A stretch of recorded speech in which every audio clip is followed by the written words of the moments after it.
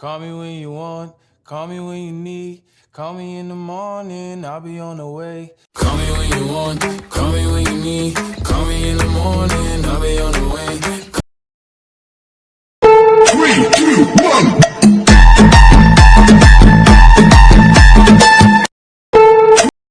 अस्सलामुअलैकुम, कैसे हैं आप सब। It's me Misha Mujeeb. ये चांद रात का व्लॉग है। आई नो व्लॉग बनाते बनाते थोड़ा टाइम हो गया। खैर व्लॉग तो पहले का बना हुआ था, एडिटिंग में थोड़ा टाइम हो गया। और ये चांद रात की तैयारियां हो रही थी। नए शूज़ रखे जा रहे थे और पुराने जो थे वो निकाले जा रहे थे। जो बिल्कुल सही शूज़ थे, जिनकी सही कंडीशन थी, वो मैंने अलग कर लिए थे। और जो बिल्कुल नहीं थे वो रख लिए थे, क्योंकि ईद वाले दिन सुबह पहनने थे और थोड़ी सेटिंग भी होनी थी। बाकी तैयारी शुरू कर रहे थे। और आपने वीडियो के स्टार्ट में देख ही लिया होगा कि जानवर भी आ गया था। और अल्हम्दुलिल्लाह बिल्कुल अच्छे से मिल भी गया था। थोड़ी ख्वारी हो गई थी लेकिन कुछ नहीं। फिर उसी दिन रोज़ा भी था सबका। चांद रात वाले दिन सबका रोज़ा था और मैं रोज़े की तैयारी करी थी। उसके लिए मैंने बनाई थी फ्रूट क्रीम। और फ्रूट क्रीम जितनी ठंडी होती है उतनी अच्छी लगती है। जितने भी फ्रूट्स थे मैंने उससे बना लिया था, वरना रमज़ान की रूटीन तो होती है, फ्रूट बन रहे होते हैं, पकोड़े वगैरह बन रहे होते हैं। तो इस टाइम पकोड़े वगैरह तो खैर कुछ नहीं बने थे, बाहर से जो हो सका था वो लेकर आ गए थे, समोसे और जलेबी वगैरह। बाकी मैंने घर में फ्रूट क्रीम बना ली थी। फ्रूट क्रीम में था आम, केला और सेब।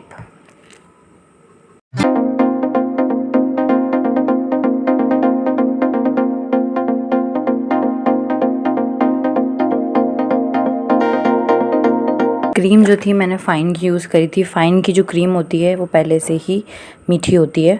और अगर आपके पास मीठी क्रीम नहीं है, नॉर्मल वाली क्रीम है, मिल्क पैक वाली क्रीम है, ऑल पर्स वाली क्रीम है, तो आप उसमें हस्बे ज़रूरत चीनी मिलाकर आप उसको ब्लेंड कर सकते हैं। मैंने ब्लेंड इसलिए करी थी क्योंकि थोड़ी और ज़्यादा क्रीमी और थिक हो जाती है क्रीम, और अच्छे से फ्रूट्स जो होते हैं वो क्रीम पे कोट हो जाते हैं बस। और मैंने थोड़ा सा इसके अंदर दूध ऐड कर लिया था, उसके बाद मैंने इसको ब्लेंड कर ली थी। मीठी तो ये पहले ही थी। आपकी मीठी नहीं हो तो आप चीनी डाल लीजिए।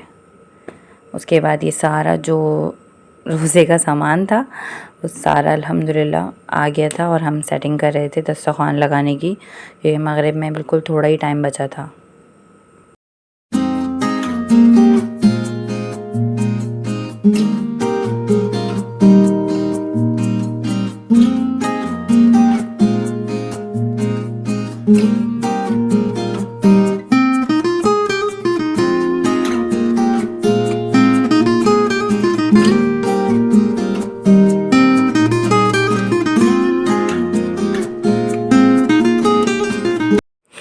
बाहर भी देखा था मैंने मगरिब के बाद, तो माशाल्लाह बहुत रौनक लगी हुई थी। बच्चे पूरे दिन से ही बाहर थे। और बच्चों की तो बकरा ईद में बहुत ज़्यादा ही मज़े हो जाते हैं। मीठी ईद पे तो क्या होता है, नमाज़ पढ़ के आते हैं, ईदी लेते हैं, फिर हम सो जाते हैं, सभी सो जाते हैं। लेकिन अल्हम्दुलिल्लाह ये वाली ईद बहुत अच्छी गुज़री, मेरी भी और बच्चों की भी, और बिज़ी गुज़री। बिज़ी ईद गुज़रती है तो अच्छा फ़ील होता है, प्रोडक्टिव फ़ील होता है। और माशाल्लाह बहुत रौनक लगी हुई थी।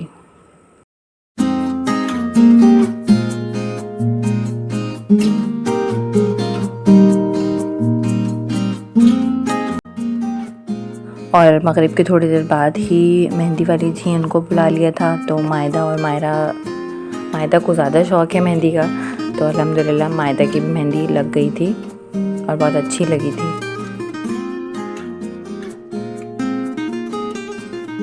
दोनों बच्चों की मेहंदी लग गई थी। मायरा की जो पिक्चर है वो शायद मुझसे मिस हो गई है, नहीं तो वो भी ऐड में कर देती। और फिर उसके बाद मैं तैयारी करी थी खीर की, क्योंकि ईद वाले दिन मीठा चाहिए होता है, तो सिर्फ मीठा ही बनाना होता है। वरना बकरा ईद में सुबह में नाश्ते के बाद कलेजी और बाकी जो बीफ और मटन का सेशन होता है वो तो माशाल्लाह चलता ही रहता है। ऐसा सच खाने की कोई तैयारी नहीं करनी थी, क्योंकि खाने की तैयारी सुबह ही होनी थी जानवर कटने के बाद।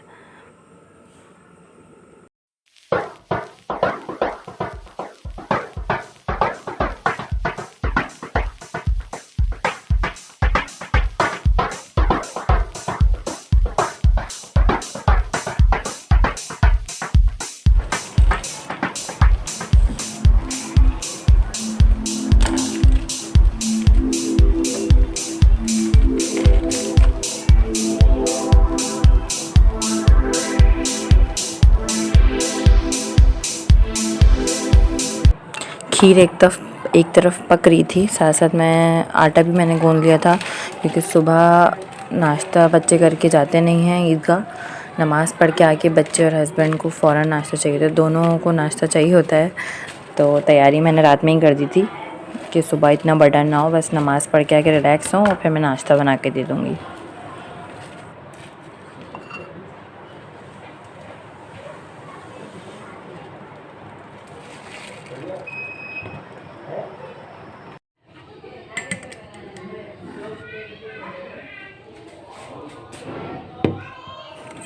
अल्हम्दुलिल्लाह ये खीर बन गई थी और मैंने शीशे का बाउल भी रख लिया था। डायरेक्ट नहीं डाली थी, मैंने कहा पहले ठंडी हो जाए, उसके बाद मैं इसको इसमें डालकर और मैं ठंडा करने रखूँगी। हाँ जी, सब काम से फ़ारिग होने के बाद अब बारी आती है कपड़े सॉर्ट आउट करने की। मेहंदी भी लगानी अभी तक लगी नहीं है। अच्छा जी, ये मेरा ड्रेस है, मैंने मदनी मॉल से लिया था। इसकी डिटेलिंग चेक करें, कपड़ा बहुत अच्छा है, मतलब एकदम लाइट है। उसके साथ मैंने सिल्वर हिजाब ढूंढने की कोशिश करी, लेकिन मुझे मार्केट में ढंग का मिला नहीं। मेरे पास यही वाला था तो मैं यही वेयर करूँगी। ये मैंने साड़ी के साथ भी पहना था लास्ट टाइम, जो ईद की आपने वीडियोस में देखा होगा। अच्छा, इसके साथ ये मैंने खुद से लेकर आई थी। और कल मैंने मेट्रो से ये शूज़ लिए हैं, एक मिनट मैं आपको दिखाती हूँ। कल मैंने मेट्रो से ये शूज़ लिए हैं, ये बहुत कंफर्टेबल हैं। अब मुझे समझ में नहीं आ रहा मैं खुद से पहनूं या ये पहनूं। मुझे इसकी डिटेलिंग बहुत अच्छी लगी है, देखें। चलिए, अब ये है मायदा का ड्रेस। मायदा को एक्चुअली चाहिए था स्कर्ट, लेकिन स्कर्ट का अभी फ़ैशन चल नहीं रहा है और मैंने मार्केट में बहुत ढूंढा है, स्कर्ट मुझे मिला नहीं। अभी ये प्लाजो स्टाइल ये चल रहा है, तो मैं ये लेकर आई हूँ। और इसके साथ की ये शर्ट है, ये बेल्ट कम चेन है। अच्छा, ये मायदा के शूज़ हैं। मायदा का साइज़ हो गया है अब थोड़ा सा बीच का ना, तो उसको शूज़ मिलने में थोड़ी मुश्किल होती है। बहरहाल ये कंफर्टेबल है, बच्चों का मैं हमेशा कंफर्टेबल देखती हूँ। ये मैंने इम्तियाज़ से ली थी, बहुत कंफर्टेबल शूज़ हैं। और